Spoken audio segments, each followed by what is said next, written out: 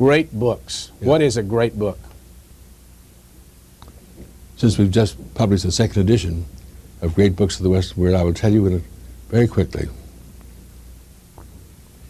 The difference, let me do it this way.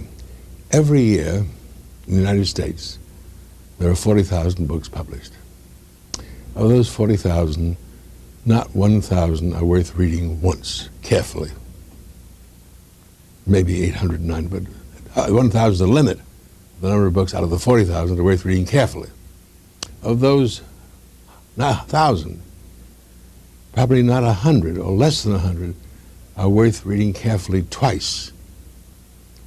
Of those that are worth reading carefully twice, probably not one in every 5 years is worth reading carefully 3 times. A great book is worth reading carefully again and again and again for a lifetime, as I've been doing it since 1921. You're editor-in-chief. I'll give you a second distinction. Okay. There are lots of good books published every year, but they're relevant to 1 or 2 or 3 ideas. The Syntopicon contains 102 ideas. The great books are relevant to 100 ideas, 85 ideas, always more than 25.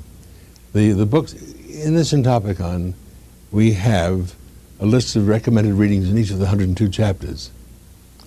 Some of the books written by blacks, some of the books written by feminist authors in recent years are in those additional reading lists.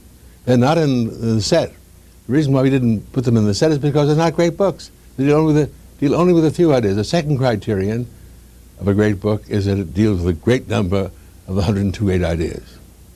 There's a third criterion. I'll stop. Every year we have popular bestsellers.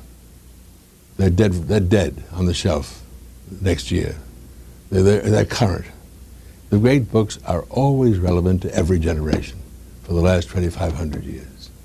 We don't regard them as archaeological relics. We regard them as contemporary books always, dealing with our problems today.